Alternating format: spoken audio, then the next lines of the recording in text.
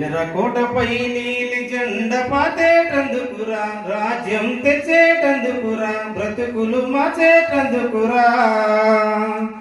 భీమరావు వారసునిగా పుట్టిందెందుకురా, ఎర్రకోటపై నీలి జెండ పాతేటందుకురా, రాజ్యం తెచ్చేటందుకురా, బ్రతుకులు మార్చేటందుకురా. కుల వివక్షత కోరలో మరి మతమౌఢ్యపు మంటలో నువ్వు పడినప్పుడు, గతి లేనప్పుడు, మతిపోయినప్పుడు, నీవు చితికి సిద్ధమైనప్పుడు,